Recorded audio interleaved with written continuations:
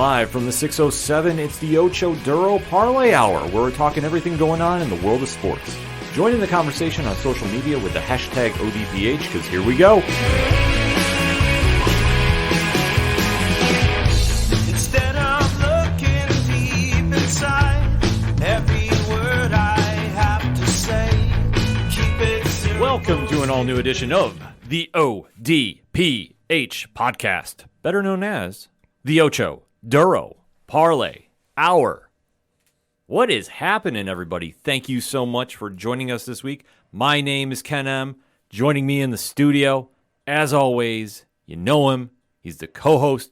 His name is Padawan J. Oh, let me talk to you. Yeah, and boy, do we have a lot to talk about in the land of sports.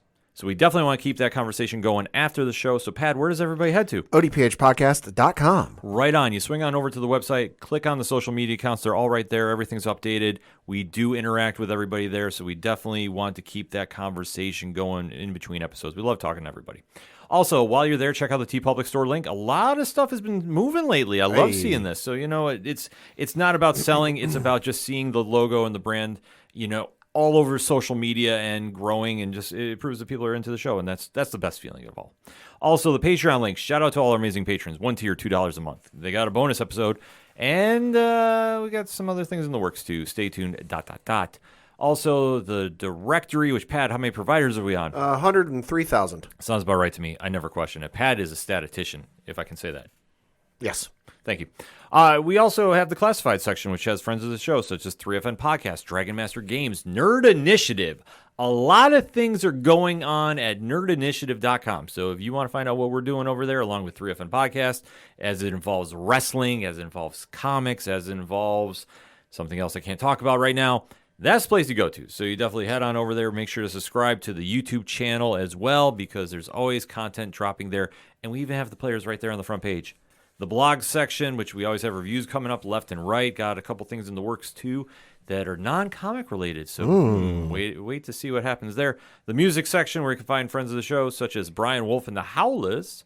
Shout at the Robots. They're playing out. It's amazing to see. Tom Jolu. What can you say about him? The man, the myth, the legend. And Floodlands, and the list goes on and on and on. Basically, if it's anything and everything that is the ODPH, you can find it at odphpodcast.com and always on social media. Remember, use the hashtag ODPHpod. Well, it's a sports show. If you're familiar with the show, we do one segment to kick it off during the entire season of the NFL. And, Pad, what is that? That would be the week 4 in the NFL. Yes, the recap of Locks and Leaps, which is going on very, very competitively, should I say, where you can find out everything going on there on Facebook for the ODPH. We are going to be posting up the latest stat lines there, but we have to recap how everybody did. So, Pad, kick us off. Yeah, so we're going to talk about one of my locks, which was the San Francisco 49ers to beat the Arizona Cardinals, which they did by the final score of 35-16. Brock Purdy, 20 of 21 for 283 yards passing, 1 touchdown, no interceptions. Joshua Dobbs for Arizona, 28 of 41 for 265 yards passing, 2 touchdowns, no interception. James Conner led Arizona in rushing with 11 carries, 52 yards, no touchdown. Christian McCaffrey for San Francisco led rushing, because duh. Yeah. 20 carries, 106 yards, 3 touchdowns.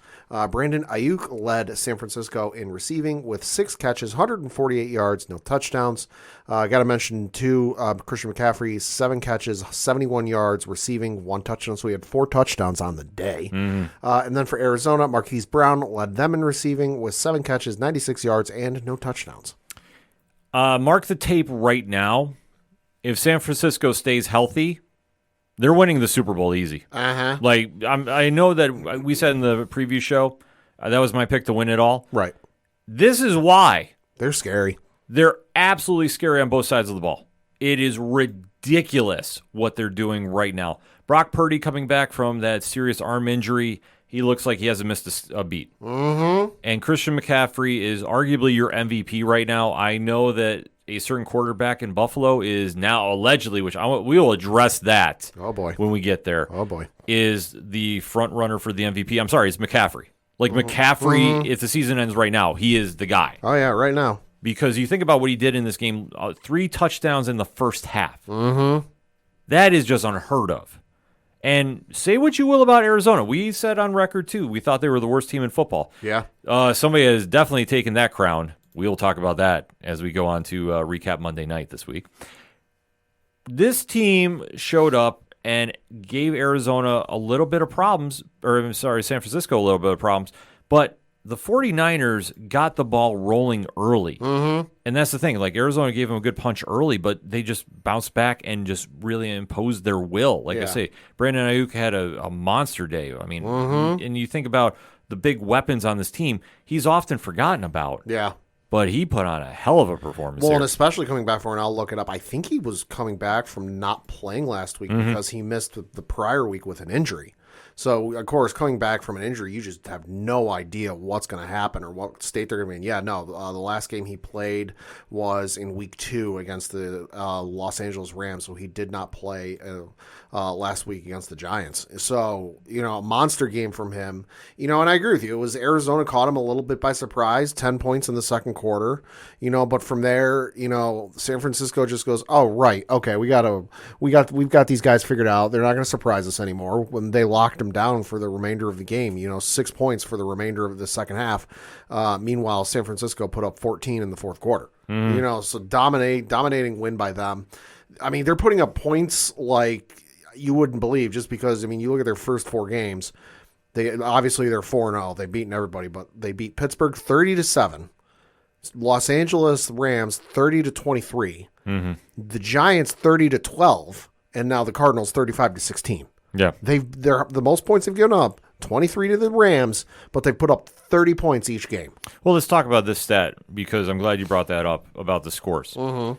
The teams that they have blown out, we'll call them blowouts. Yeah. Well, week 1's an absolute blowout. Week 1 is a blowout. Pittsburgh is not the team we thought they were going to be. Nope, they're a bad team. Nope. The Rams are the Rams. Divisional game. And the Rams are, I would say, they're better than people think, but they're not great. But they're a step up above Pittsburgh. Right. They're definitely a step up above the Giants. Right. Well, and the one you can compare them to, or the game you can compare it to, like we'll get to in a little while, is look at the Eagles and Commanders this week, where you look at the dominating performance the Eagles have put on the last 3 weeks, and then you see what happens with this week. It's like, oh, hey, yeah, is it surprising? Sure, but it's also divisional. Mm-hmm. But we all said Arizona was the worst team, and the one thing that the 49ers are doing is they're really imposing their will on the worst teams. Mm-hmm. Excuse me. It's what good teams do, or great teams, I should say. Yeah. Because the teams that are not on your level, you should be dominating. And that's exactly what they're doing. Like, they're not taking anybody for granted. That's where I'm going with this point. That they're imposing their will. They're not letting up about the pressure they're putting on their opponents. And that is something that, we see this in college all the time. But this is where we're seeing it on the pro level and how good the 49ers are doing, because Arizona is not as bad as we thought, but they're still a bad team. No, they are. But to say that there was no looking ahead, taking a game off. Right. Like, this team is looking scary, and that is the 49ers. And that's why I said I think they're going to win outright. Right. I would say Philadelphia might be the only team right now. Philly could hang with them. It'd be real tough, though, just because, San Francisco's defense is so locked down right now that it's almost unbeatable. I would say this: if the 49ers lock up home field advantage, nobody's going in. Nobody's going to beat them. I'm sorry. Yeah, no, you're not. No, like I say, Philly. You're going to get punched in the teeth, and you're going to need to see the dentist on Monday. Yeah, Philly is great, but I don't see them going out west and beating them at home. Like I say, you need the 49ers to have something for a colossal, meltdown. As rabid as those Niners fans are. Well, yeah, and I'm not saying that as a negative. Right. But just as rabid as those fans are and as desperate as those fans are to see another title brought to that town, because it's been a minute since the 49ers have won the championship. Obviously they made it, what was it, 2012 against the Baltimore Ravens, but they didn't win it, so it's been a hot minute. So no, it'll be real scary if you got to go out there for a championship game. Well, the biggest question mark from last season was if Brock Purdy didn't get hurt in the NFC Championship game, would Philly have gone? And is he that guy, or was it just a flash in the pan? Yeah. Sources say he's that guy. He is that guy. So like we say, if he is healthy and McCaffrey's healthy, though, if those two are healthy, Nobody's touching this team. And I know some Cardinals fans are wondering, maybe Kyler Murray coming back will help the team because I know he's available to come off the physically unable to perform list because he was put on that list. He's not eligible to come off it for 4 weeks while we're now in the 5th week. But according to Adam Schefter of ESPN, the article reads, quote, Arizona Cardinals quarterback Kyler Murray is not expected to come off the physically unable to perform list when he becomes eligible Monday and is still considered weeks away from playing, league sources told ESPN, close quote. Listen, Kyler Murray's a great quarterback, and obviously, at least in my opinion, he's better than Josh Dobbs. Mm-hmm. But you look at just the way this team is constructed and just what they have, honestly, it ain't going to be much of an upgrade. No. It's a slight upgrade, from Josh Dobbs, but it's not like, oh my God, you're going from a 6-win team to a whatever the equivalent would be. Exactly. No, I'm sorry. Arizona is a lost cause It this helps. season. It helps, sure, but I'm sorry. They're a lost cause this season. Yeah. I don't like saying it in a negative sense because, they have very passionate fans. Right. But let's face it. This season, it was a rebuilding one. We already knew this was going to be a situation. Mm-hmm. And unfortunately for them, the road to get back to the playoffs is going to be a very, very long time as it stands right now. Yeah. So looking at the team's schedules for the next couple of weeks here for the Arizona Cardinals, they are staying at home this upcoming Sunday where they face the Cincinnati Bengals. Then the following week, they go on the road to play the Los Angeles Rams. They're back on the road for week 7 to play the Seattle Seahawks. And then for week 8, at the end of October, they are at home against the Baltimore Ravens. And for the San Francisco 49ers, boy, it ain't going to do numbers like the one on Sunday night did, but this one's going to get some ratings. This upcoming Sunday, they're on Sunday Night Football at home against the Dallas Cowboys. So that's an old school matchup there. Yep. Week after that, they're on the road playing the Cleveland Browns. Then week 7, they're on the road on Monday Night Football playing the Minnesota Vikings. And then week 8, they're at home against the Cincinnati Bengals. Well, it's going to be interesting to see how the 49ers are doing now in this little bit of a stretch. Like I said, not to say that their record is inflated by any stretch of the imagination, but to see how they do against the Dallases of the league, that's going to be the true test because Dallas is a great team. But if the 49ers want to solidify that they are the team to beat, they have to really put on a statement performance with that. Speaking of the Cincinnati Bengals, I chose them as one of my leaps this week, and boy, I don't know what I was thinking because the Cincinnati Bengals ended up losing to the Tennessee Titans by the final score of 27-3. Ryan Tannehill, 18 of 25 for 240 yards passing, 1 touchdown, 1 interception. Should also note Derrick Henry, 1 of 1, 2 yards, 1 touchdown because it was an awesome jump throw. Tim Tebow would be proud. Yes, he would. Then you have for Cincinnati, Joe Burrow, 20 of 30 for 165 yards passing, no touchdowns or interceptions. Joe Mixon led Cincinnati in rushing with 14 carries, 67 yards, and no touchdowns. Derrick Henry led Tennessee in rushing because 22 carries, 122 yards, 1 touchdown. DeAndre Hopkins led Tennessee in receiving because 4 catches, 63 yards, no touchdowns. And then Jamar Chase led Cincinnati in receiving with 7 catches, 73 yards, and no touchdowns. Concerning thing for the Bengals, they're now 1-3. Yeah. Interesting time in Cincinnati right now. I would also just like to point out that you, myself, and Rich all took the Bengals to win the AFC North this year. Well, here's the question mark that I have now after a month. What happened to Joe Burrow's offensive line? What the fuck? Oh, I was going to say, what the fuck is going on? Well, no, it comes down to this. Burrow is still recovering from his injury that he suffered in the preseason. Sure. Like I say, he has not had great mobility on his leg. He's powering through it. Listen, more power to him. Leg injuries for a quarterback are nasty. Right, but he's doing what he can do. It does not help that their offensive line was serviceable last year and now is worse this year, in my opinion. And that is a situation where if Joe Burrow can't get rid of the ball, it doesn't matter. He has the best wide receiver core in the entire league. He's still going to be in trouble. And when you think about the stat line, of 3 sacks on him and how many hits he's taken, which was 9, like I say, that's a problem. So when he is sitting there and getting no protection, that throws their entire offense off. And let's face it, what do we know Cincinnati for? High-powered offense. Yeah.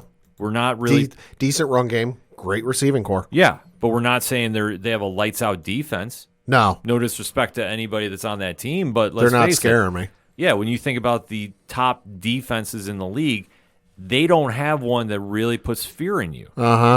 And this is now starting to boil over where everybody's getting very emotional about this. Because I know Jamar Chase has been making he got caught in that post-game conference about saying, I'm always open, I'm always open. Well, so yeah, I'm reading from an article on SI.com, but it reads partway into the article, because I don't feel like reading the whole thing. Yeah. It says, quote, speaking to reporters following the 27-3 defeat, Chase expressed his frustration with the offense's lack of production, declaring that he feels he's getting open on his routes. Quote, I'm open. I'm always fucking open, said Chase via Marshall Kramsky of WCPO.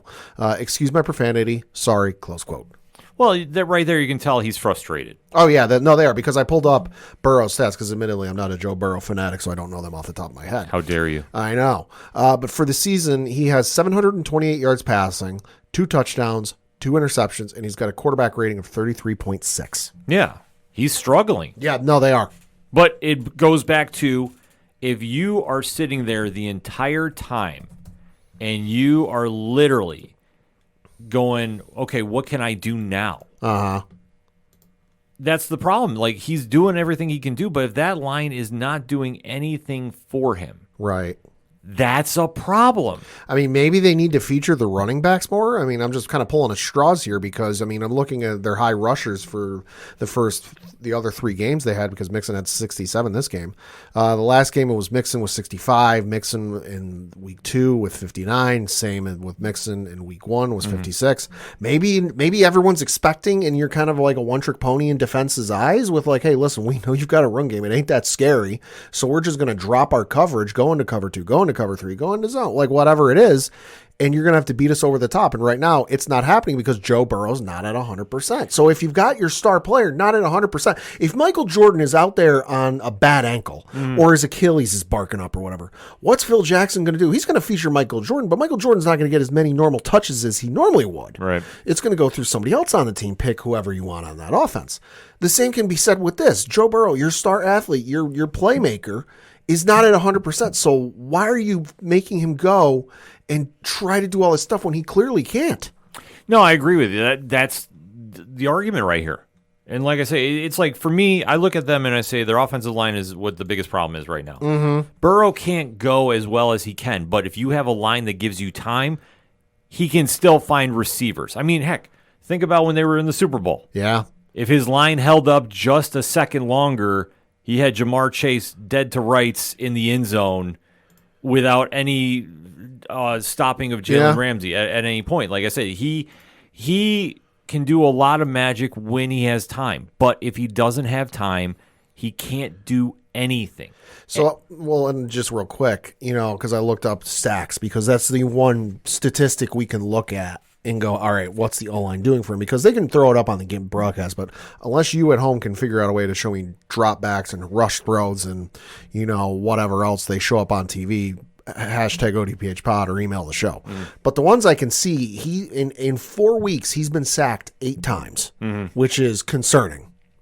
Oh, absolutely. Like I say, that's the biggest problem. And then if his line's not protecting him, they can't get any holes open for Mixon to run through. Right. So their offense is now stagnant, and this is where the offensive coordinator needs to readjust and come up with some new schemes and do something quick on the fly. Because I'm sorry, at 1-3, it's crazy to think their season is done, but it's not that wild of a thought. Right.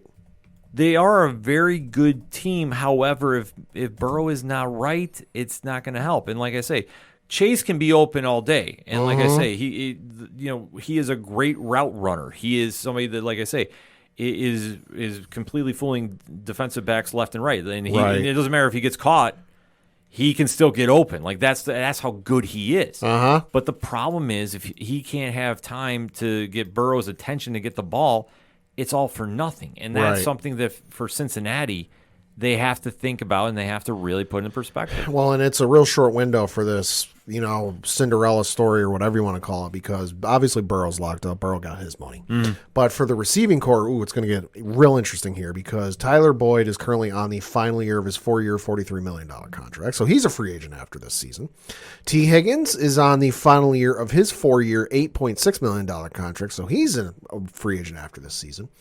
Oh, by the way, Jamar Chase is in the third of his 4-year contract for $30.8 million. So he'll be with them for next season, but technically after that, he's a free agent.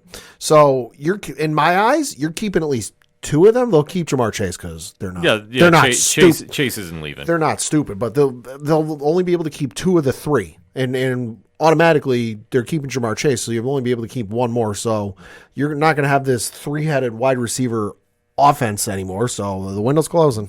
It's closing, and that's something that is alarming to fans. And this is where Cincinnati was poised to make a run for years to come. Yeah.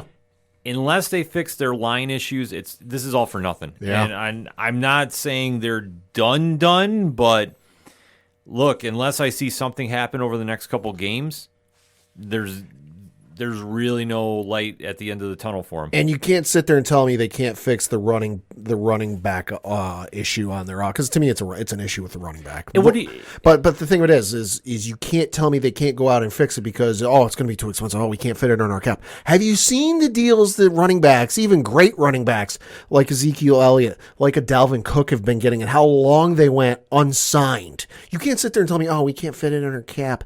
It's really not in our budget. Bullshit. Don't give me that shit. Well, okay, let me just say this in comparison, though.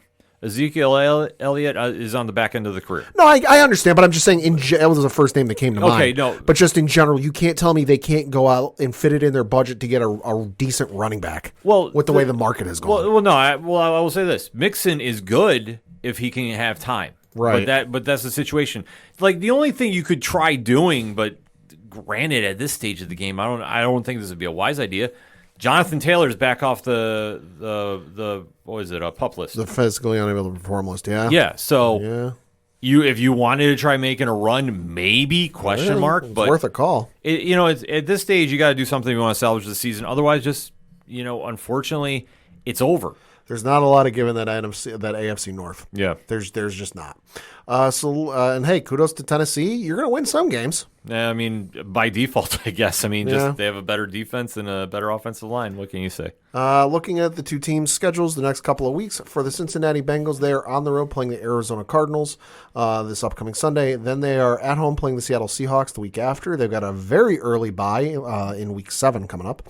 And then week 8, they're on the road playing the San Francisco 49ers. Then for the Tennessee Titans this upcoming Sunday, they're on the road playing the Indianapolis Colts. Then week 6, technically a home game against Baltimore, but it is one of the overseas games. So asterisk that home game. Then they're on a bye week in week 7 because, hey, they're flying back from overseas. And then week 8, they're back at home in Tennessee playing the Atlanta Falcons. Well, Cincinnati's schedule is going to be real telling. I think if they don't win the next 2 outright, or at least show that they can put on a great performance, I mean, the season's done. Yeah. What else can you say about that? Yep. So let's go to one of my locks. And, I mean, I think at this stage we have to cover the Kansas City Chiefs each week. I mean, as a media outlet, it's now a thing. She's putting us on the map. Yes, she is. So shout out to Taylor Swift. Obviously, we are just kidding about that. But, the thing is, Kansas City is going to get a lot of attention because of what they do on the field, let alone who's at the game, even though it's very, very star-studded. But the question marks coming out of this game really were telling. Because I'm not saying they overlooked the Jets. Or I might be saying Kansas City might not be as good as we all think. Yeah. I also got to mention, just because this stat blew my mind, the stats came out for the game, or the ratings came out for the game on Sunday, and almost 27 million people watched this game. 27? 27, yeah, according to NBCnews.com. The article reads, quote, an average of nearly 27 million people tuned into the Kansas City Chiefs New York Jets game, of course, because you know who was there, making it the most watched Sunday TV show since the Super Bowl, according to NBC Sports. You know, but even wilder. The audience peaked at 29.2 million viewers at about 9:30 p.m. Eastern in the second quarter of the game, according to a network spokesperson on Tuesday. Good God. No, like I said, you know what would even be wilder? Yeah. If Rogers was playing. Oh my God. That would have eclipsed probably about 40. Yeah, like I say, it would have been high 30s. Yeah. But there was a game to be had though at the MetLife Stadium. So let's break it down. Yeah, so the Kansas City Chiefs beat the New York Jets by the final score of 23-20.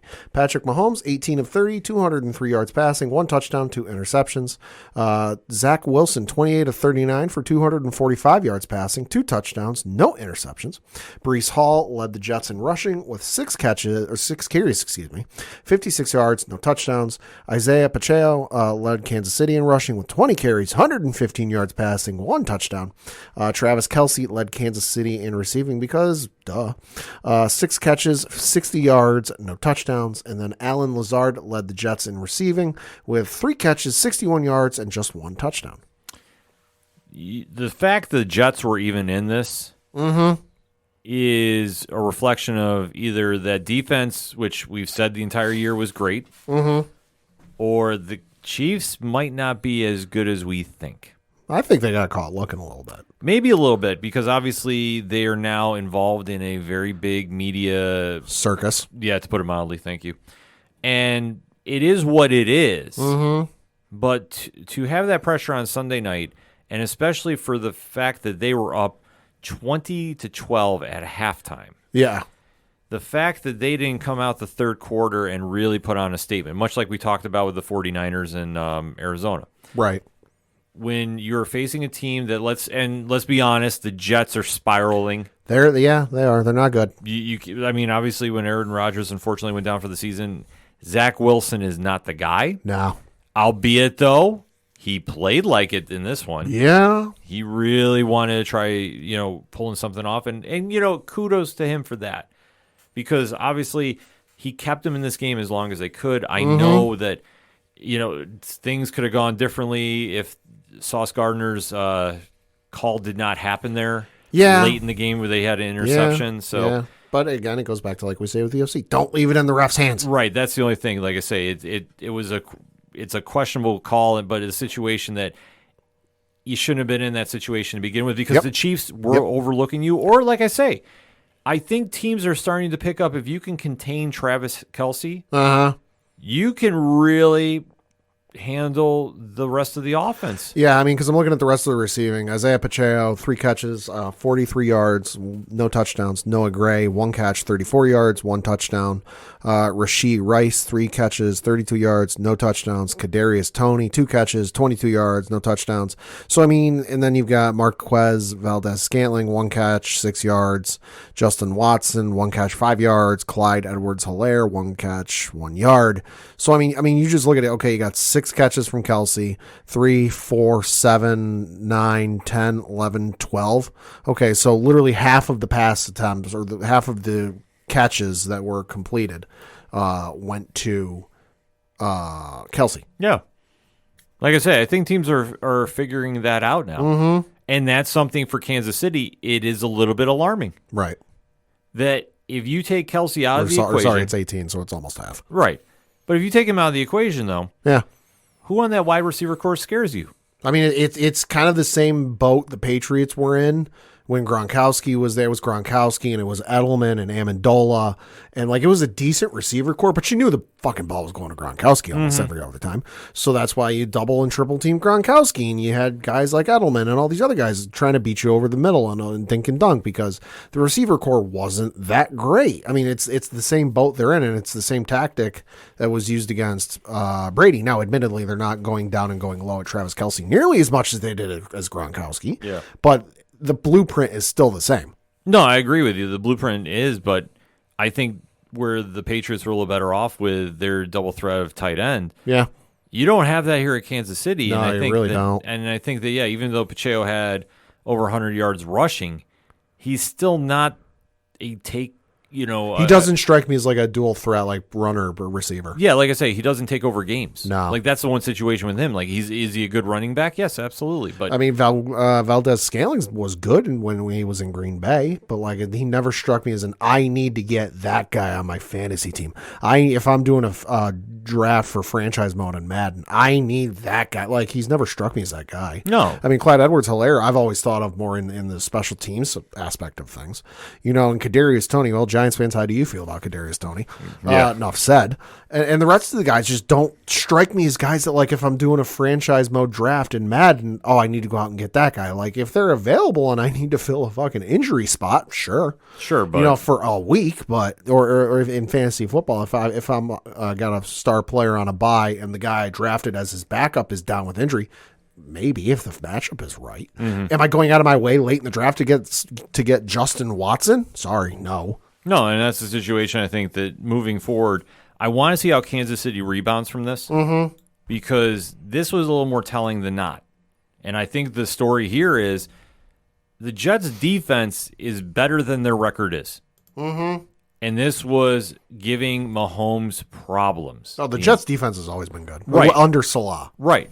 But I'm saying, especially in this case, there's a blueprint out there now. If somebody's smart, they'll go take advantage of that moving forward. Right. And really see what this team is made of. Because I think with Kansas City, I'm not saying that overrated is the word, but I want to say this should have been closer. Not an identical score, but it should have been closer to what we saw with the Dolphins last week. Oh, I agree. I'm not saying the Chiefs should have put up 70, but it should have been a bigger margin of victory than 3. It should absolutely not be 3. And for the Jets, I mean, Zach Wilson played probably the best pro game I've seen him play. Broken clocks, right? Twice a day. Yeah. And Breece Hall got the ball, which Yeah. is good. Yeah. Dalvin Cook, though, 5 rushes, 16 yards. There might have been a reason maybe that starting to think that. Yeah, Minnesota knew something, in my opinion. Yeah. I mean, we'll have to kind of wait and see. But for the Jets, I mean, maybe the bright spot is maybe Zach Wilson is going to give you something. I mean, I'm trying to say the nicest things possible. Yeah. But being 1-3, especially in the division you're in, that is a very tough hill to climb to the top of for the playoffs. And especially with their schedule coming up. Oh, boy. Let's talk about it. So this upcoming Sunday, they're on the road playing the Denver Broncos. Let's ride. After that, they're at home against the Philadelphia Eagles. Week 7, they're on a bye, so super early bye for those guys. And then week 8, they come back on the quote-unquote on the road. Not really, though. They're playing the New York Giants. And just for the sake of like, ooh, that could be interesting. After that, they're playing the Los Angeles Chargers. Well, interesting schedule moving forward. Yeah. And for the Kansas City Chiefs, this upcoming Sunday, they're playing the Minnesota Vikings on the road. After that, they're at home against the Denver Broncos. Then week 7, they're at home against the Los Angeles Chargers. And then week 8, they're on the road playing the Denver Broncos. Chargers might be one of the highest scoring games of NFL history. Just saying. No, I think that's going to come the week after because the week after overseas, the Chiefs are playing Miami. Well, that's going to be another one too. I mean, if you're a betting man or a woman on that Kansas City Miami game, whatever it is, I might take the over. Yeah, no, just saying. That's a safe pick right there. But I think what's going to be interesting now is with Minnesota, and especially I've been catching some interesting press clippings, so to speak. Okay. Kansas City had better come out and really implement their will here. Yeah.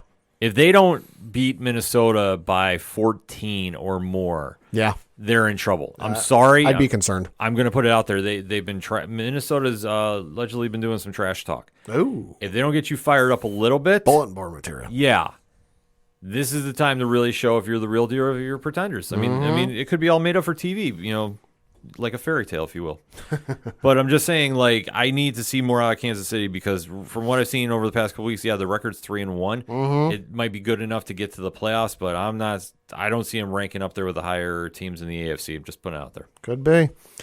And then let's get into my leap, which I'll be honest, the leaps this week, they were not good. They were not good. No. So if anybody's new to the show, because we always take the locks are the favorites, the leaps are the ones that are underdogs. This week was not a great one by any stretch of the imagination, but I thought that maybe, just maybe, Baker Mayfield might be the comeback player of the year. Turning it back to his Oklahoma days. Yeah, could he do something against the Saints? It's a division game. I usually stay away from this, but here we are, and Yeah. thank you, Baker. Yeah, so the Tampa Bay Buccaneers beat the New Orleans Saints by the final score of 26-9. Baker Mayfield, 25 of 32, 246 yards passing, 3 touchdowns, 1 interception. Derek Carr for New Orleans, 23 of 37, 127 yards passing, no touchdowns or interceptions. Alvin Kamara making his season debut after being suspended the first 3 games of the season. 11 carries, 51 yards, no touchdowns. And then Rashad White led Tampa Bay in rushing with 15 carries, 56 yards, no touchdowns. Chris Godwin led Tampa Bay in receiving with 8 catches, 114 yards passing, no touchdowns. And Michael Thomas led New Orleans in receiving with 4 catches, 53 yards, and no touchdowns. Well, there doesn't need to be a lot to be said about this game, to be honest with you. That's a lot to be's. So to be or not to be, that is the question about Tampa Bay. Are they contenders or are they pretenders? Well, your schedule thus far has been favorable to you being overhyped, if you will. I mean, Baker has looked great, but it's also a situation of who have you played. Right. And in this situation with the Saints are not good. Derek Carr is coming off, a little bit of an injury. Right. And Baker did what is a smart thing. He got out to a quick start in the second quarter and never looked back.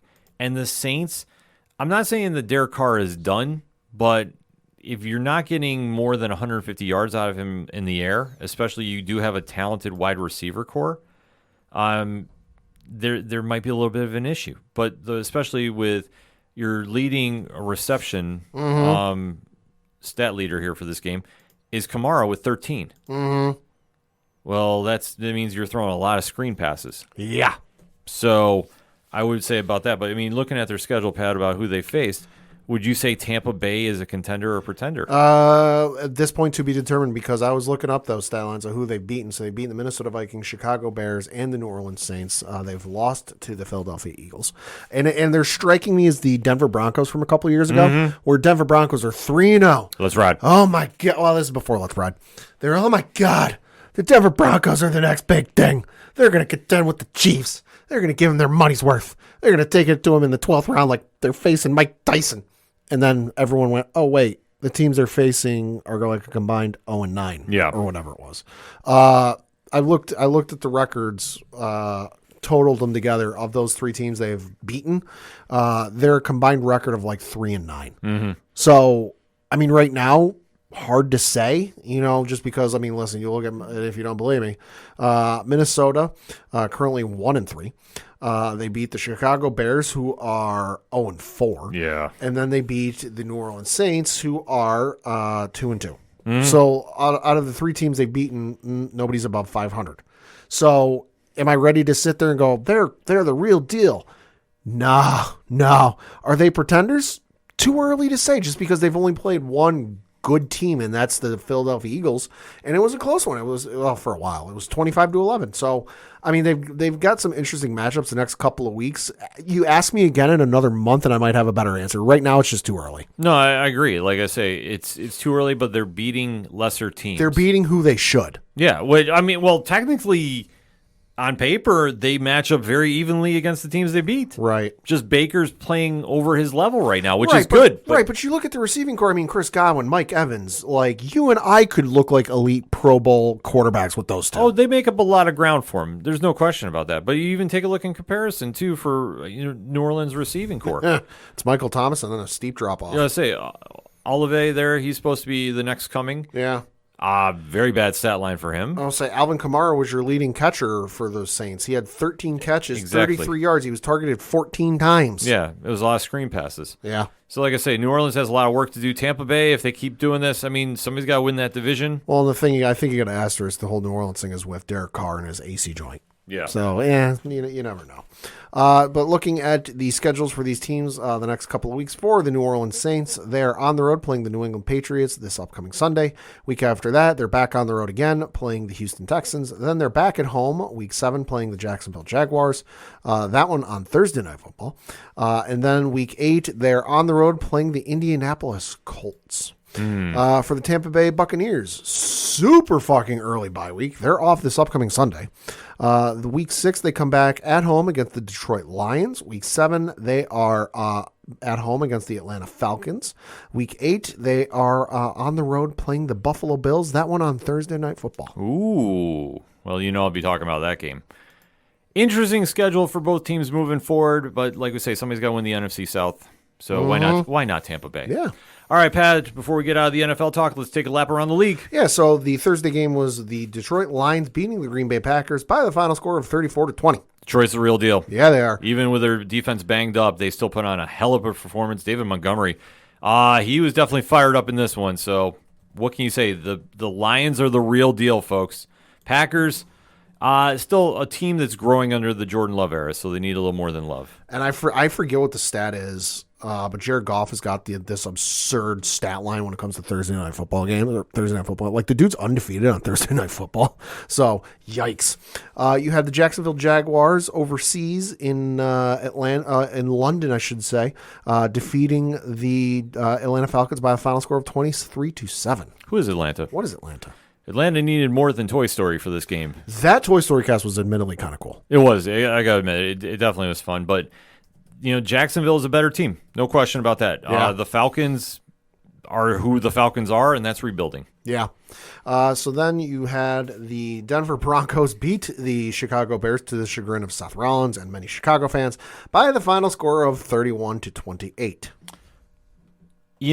Bears fans, I'm so sorry. Where do we even begin with this? I'm just well, I mean, I feel for Bears fans just because you want to think Justin Fields is that dude, and you look at his stats, and I pulled up the wrong thing. Give me 2 seconds. You look at Justin Fields' stats, and you look at the stats, and you go, maybe he's finally emerging. Maybe he's finally showing us he's the guy. 28-35, 335 yards passing, 4 touchdowns, 1 interception, and they laid a fucking goose egg the second half. I say goose egg. They put up 1 touchdown. That was the third quarter compared to the 24 that Denver put up. The Broncos came back from 21. They put up 17 unanswered in the fourth quarter. Yeah. So in the worst game of the week, as this was, at least Chicago can take some solace that if the season ended right now, they'd have the first 2 picks in the draft. That's it. I'm sorry. There's nothing else nice to say. I would love to see Justin Fields do better, but he can only do so much. He's a one-man team. Yeah. And for the Broncos, well, at least you didn't let the Bears drop 50 on you. I don't know. I don't even know where to go with that. Yeah. So we'll go on to the next game. Was the Baltimore Ravens defeating the Cleveland Browns 28-3. Well, we do know who the cream of the crop is in the NFC or the AFC North. Yeah. And that's Baltimore Ravens. No question about this. Real good. The Browns faltered a lot in this game. Yeah. Not having Deshaun Watson doesn't help. Right. And that definitely hurt, obviously, Nick Chubb. They're still trying to figure out who's going to pick up the workload there. Mm-hmm. And this one definitely was not in their favor. And Lamar Jackson did what Lamar Jackson does best. 4 touchdowns total. 2 passing, 2 rushing. Yeah, so like I say, Lamar is doing Lamar things. Mm-hmm. And, the Ravens are looking scary under the radar. Yes, they are. You had the St. Louis Rams. The LA Rams defeat the Indianapolis Colts 29-23 in overtime. Surprised that this went to overtime, to be honest with you. Yeah, I am too.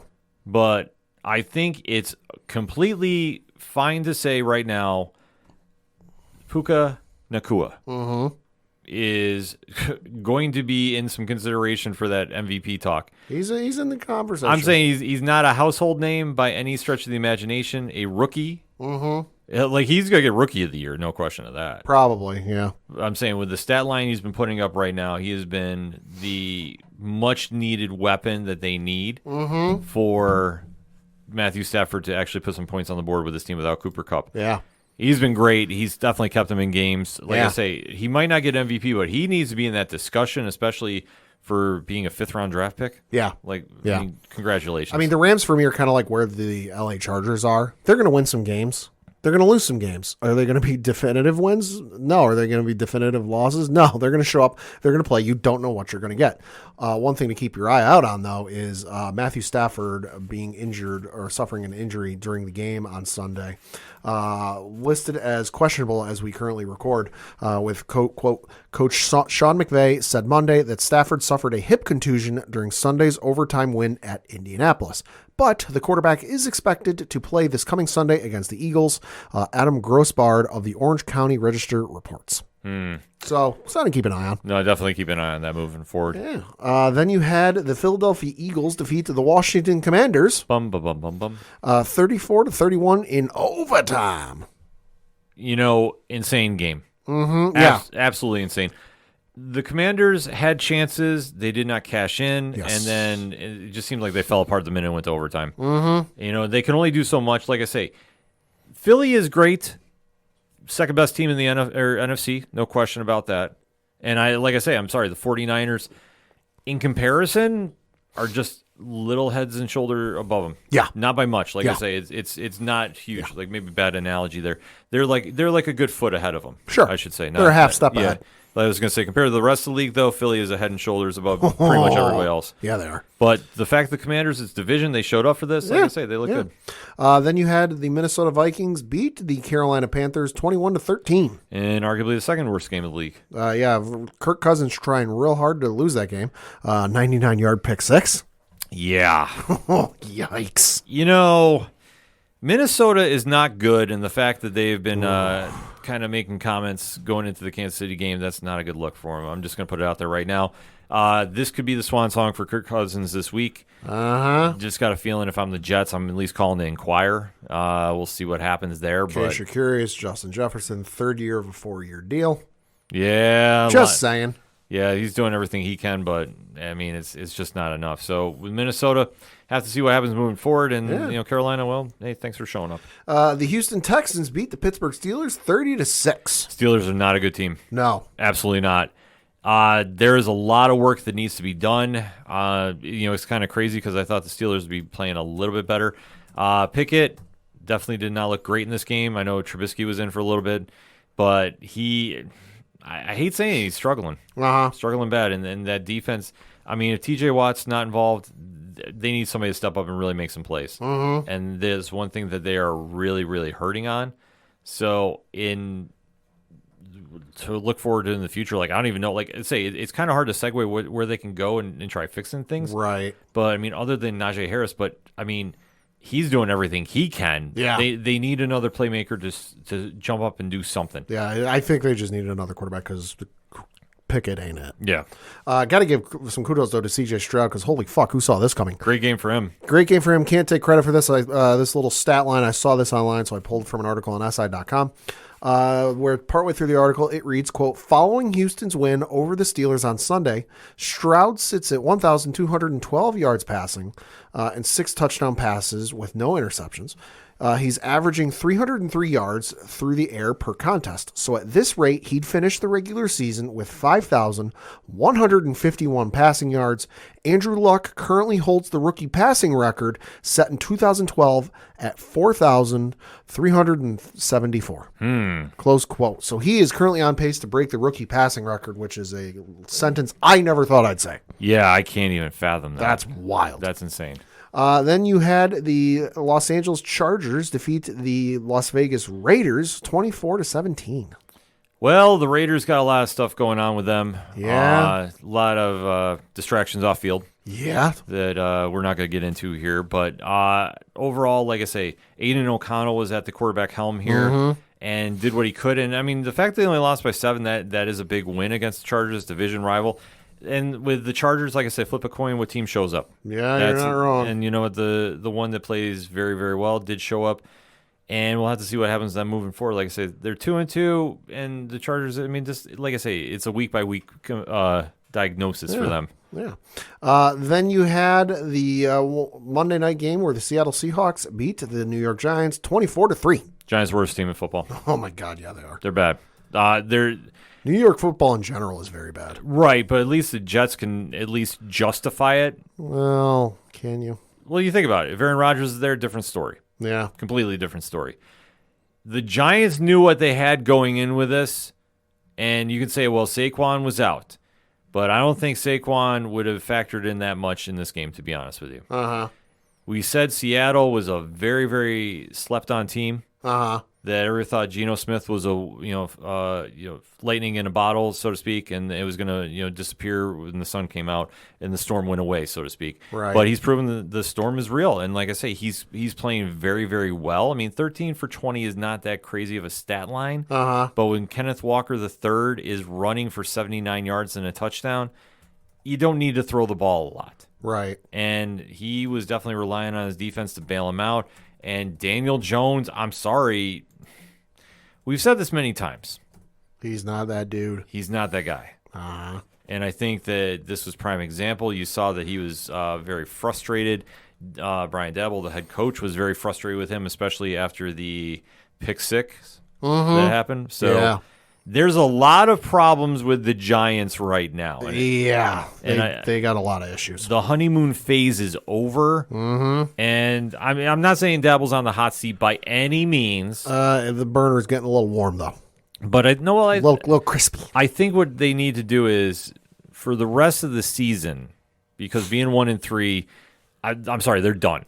Unless Daniel Jones pulls some magic out of somewhere, they're done. With the way that division is and just who they're playing this year, there's no way they can. Yeah, between Philly and Dallas alone. Philly, Dallas, they're playing the AFC East, so they got to go through Buffalo still. They got to go through Miami still. There's just no way. No, there's no way. I mean, their season's lost.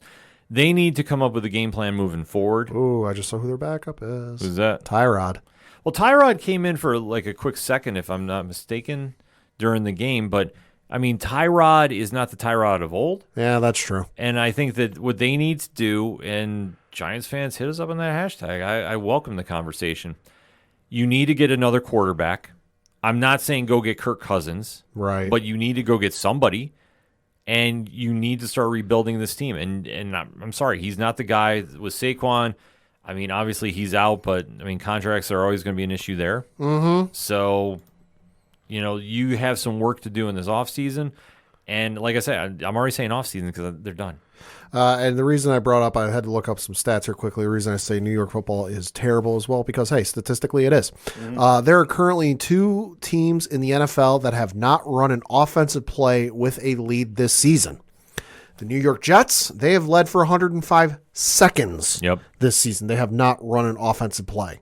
The New York Giants have led for 19 seconds and have not run an offensive play. Oh, by the way, if that's not bad enough, sorry, Giants fans, I'm going to rub the salt in the wound a little bit more, because this, according to ESPN Stats and Info, quote, the Giants are the only team to play 3 primetime games so far this season. They're 0-3 and have been outscored 94-15 in those 3 games. Well, that's, in case you're not great at math, it's a differential of 79. That is the worst point differential by any team in a span of 3 primetime games within a single season since the 1970 merger. That's bad. Uh-huh. That's real bad. That is terrible. Or to quote Charles Barkley, terrible. Well, you know what? They need a lot of work, and I'm sorry, the honeymoon phase is over. So Daboll and company need to get something going by the end of the season. Show some kind of sign of promise, because if there's nothing there, it could be a very, very short season next year. And that, I'm sorry, we're already saying they're already done. Forgot about them. It's a wrap. So let's talk about our team's pad. What the hell are you talking about? My team didn't play on Sunday. Oh, no. Legitimately, they didn't show up on Sunday because they lost by the final score of 38-3. Listen, great Cowboys fans. I will give you credit. Great game. I wasn't sure how this was going to go with Trayvon Diggs not being at the game. I figured Micah Parsons would wreak havoc all over our backfield with blitzes and everything else, but obviously he got taken out a little bit into the game. Hopefully he's okay. Nothing too lasting or major. But awful game. My 8 or 9 month old niece can pass block better than the Patriots offensive line, and she can crawl. She can't even walk yet. The Patriots offensive line is terrible. The running backs are doing everything they can, but when you don't have receivers getting the time or the spacing they need, it becomes kind of obvious what you're going to do. I mean, Ramondre Stevenson, 30 yards, Ezekiel Elliott, 16 yards. I mean, it became kind of obvious. And then you just had the awful, abysmal performance from Mac, 150 yards passing, 2 interceptions, no touchdowns. it's looking more and more like he ain't that guy. I'm not ready to sit here and go and write him off for dead, but I'm losing faith very quickly, and it's what's also not helping is probably losing Christian Gonzalez, the first round draft pick we had from Oregon. I think it was Oregon this year. He got injured during the game, so it's looking like he might be done for the year, but who is almost certainly done for the year is Matthew Judon, who needs bicep surgery. Yeah. And he's looking to find a way to come back, but it's bicep surgery, and it's likely he's done for the year. I'm not saying the season's a wash, but it ain't looking too good right now. No, it's not. Mac, I agree with you. In my opinion, he's not the guy. And to all of those Bailey Zapp fanatics out there, like, oh, we got Zapp, it's fine, we can bring him in. There's a reason they cut him in training camp. Yeah. If they really thought he was the guy or could be the guy, they wouldn't have cut him. Well, that's exactly the point. Just saying. I'm sorry, he's not the guy. I mean, New England does not have the guy at quarterback. No. And I mean, granted, if anybody's saying, well, you need somebody to fill Tom Brady's shoes, good luck. Yeah, really. Sorry, it's not going to happen. You're going to have somebody else running that offense. That's a situation that they need to start looking at a quarterback. I don't know who you try making a play for. They need a quarterback. Running back, you're fine. I mean, Ramondre's good. Ezekiel, as long as he's there, he'll be fine. But I would say you need to start looking for a backup before too long here, because Ezekiel's got more years behind him than he does ahead of him. And at receiving, outside of Hunter Henry and Kendrick Bourne, who's fine, they need a fucking shit ton at receiving core, because Hunter Henry is a good receiver when they have him in there. Why the fuck they brought in Juju Smith-Schuster this season, I have no fucking clue, because they're not using him. Yeah. 4 games, he's got 11 catches, 80 yards, and no touchdowns. Now, hey, that's an average of 7.3 yards per catch, but when you're catching fucking 11 balls in 4 games, not exactly a stat line I'd like to see, so you're wasting all this money on him. I don't know what the disconnect is, but just everything needs work with this. And now with the loss of Judon, who was an absolute monster on that defense, and Christian Gonzalez, who was honestly my early pick for rookie defensive player of the year. It's just bad all around. It's bad all around. Patriots have a lot of work to do. And for anybody who's thinking I'm going to jump off this ship and jump onto some other bandwagon, no. Yeah, no. Pad will be with him to the end. I've been here for the good. I'm here for the bad. Yeah, no, there's no question about that. No, I mean, for Dallas, they did what. Yeah, hey, kudos to them. A good team does, and that's beat them. I mean, even if Ezekiel had known the playbook and all that, they showed up and they really had a great game, and that's something against a Belichick defense. Dak should take a very, very celebratory lap for that. Like I say, he should be very happy he looked good against them. Yeah. And that defense, even though Diggs is out, they still look great. So yeah, they did. A lot of good wins for Dallas with that one, and the Patriots got a lot of work to do. Sorry, it is what it is. It is. But last but not least, a supermassive win, if you will. And if you know, you know. Those Buffalo Bills defeated the Miami Dolphins in very, very profound fashion. Convincing, I would say. Oh, convincing.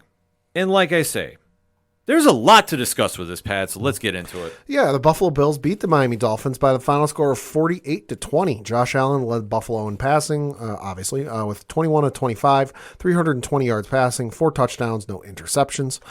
Tua Tagovailoa, 25 of 35 for 282 yards passing, 1 touchdown, 1 interception. Devon Akane led Miami in rushing with 8 carries, 101 yards. Holy fuck. 2 touchdowns. Latavius Murray led Buffalo in rushing with 4 carries, 32 yards, no touchdowns. Stephon Diggs led Buffalo in receiving because no shit, Sherlock. 6 catches, 120 yards passing, 3 touchdowns. And Tyreek Hill led Miami in receiving because 3 catches, 58 yards, and no touchdowns. So the tale of this game is very simple, and that's the Bills' defense showed up and really applied pressure. They opened up a proverbial can on them. When you can get 4 sacks on Tua, pressure him constantly, that Miami offense really slowed down. So in comparison with what we talked about with Joe Burrow, when your offensive line is not giving your quarterback time, it doesn't matter who your wide receivers are. Yep. You're going to struggle. Yep. Achane looked great in the running back position. Miami has a very solid running game. But but you know what? After him, look at the drop. Yeah. Tyreek Hill, 1 carry, 14 yards. Braxton Berrios, 1 carry, 11 yards. Raheem Mostert, 7 carries, 9 yards, and Tua, 2 carries for 7 yards. And like I say, in Achane's longest run, 55 yards. So 55 off 101. Yeah. The rest of his yards, he didn't really do anything. Yeah. So put that in perspective, because the Bills have an awful run defense. Yeah. I'm not going to shy away from it. Case in point, the New England game that they had a couple of years ago where we didn't throw the fucking ball maybe twice. Yeah, exactly. Their running game is awful. Running defense is awful. Yeah, it is. So the fact that you let Josh Allen go completely crazy, throwing the ball all over the field, 21 for 25, 320, and 4 touchdown passes, let alone he ran one in. Dude looking like he's playing the arcade version of NFL Blitz. Mm-hmm. How Stephon Diggs had 120 yards on your defense and 3 touchdowns. Mm-hmm. Well, in that one touchdown he had, I think it was right before halftime, where he had 2 guys on him. Yeah. Like one had him in the middle. We got the replay right now. Yeah, one guy had him in the middle, one guy had him at the legs, and he still made it through there like he's fucking Eli Manning in the Super Bowl. Yeah. Miami, I'm not going to say overrated, but for everybody that was saying that punched their ticket to the Super Bowl, I'd hold off. I don't think they're overrated. Right. I think they're properly rated. They're very good. They're very good. I'll grant you, they're good. They're very good because you look at the performance they had against the Chargers, and then obviously fucking the performance they had against Denver. But I think what happened is the performance what happened against Denver, record setting, and the near perfect performance Tua had, and all the numbers and all this. I think what happened is they drank too much of their own Kool-Aid. I agree. And they drank too much of the tea, and they got caught up in themselves a little bit too much, thinking they're the hottest shit to come down the pike since the West Coast offense, or whatever analogy you want to use. And I think that's what happened here. Now, I'm not going to sit here and say they got caught looking, because, well, they're facing the Giants next week, and you and I both agree now, the Giants are officially the worst team in the NFL. Yeah. So it's not a case that they got caught looking. No, I think it's a case of they drank their own Kool-Aid a little bit too much. They bought into the hype a little bit too much. They spent maybe a little too much time on television watching all the pundits and the analysts and whatever else talk about how great that team is and how great that performance was and how historic the team is and all the accolades that come with it. And they went, oh shit, we're pretty goddamn good. We're the best thing going. And we can score on anybody. We want to make it like the Showtime Lakers down here in Miami. And look what happened. This is where the great coaches take a loss like this, use it to ground their team and bring them back down to earth, bring them out of the upper atmosphere, the stratosphere, and go, hey, listen, are we good? Yes. But we can't sit here and go every week and say we're the hottest shit since sliced bread, because look what happens. Yeah, exactly. And that's the problem, because Tyreek Hill was talking about the fan base. Why are we even bringing up Bills Mafia? Yeah. Exactly. So they really got dealt a devastating blow to the ego. It's a little slice of humble pie. Yeah, and I'm glad you brought about the media, because for everybody that was in the media that was saying Josh Allen was done after week 1, the Bills, you can't win, et cetera, I was watching a lot of the media after this game, and oh my God, the Bills are the team to beat. Josh Allen is the MVP. Lock it in. Yeah.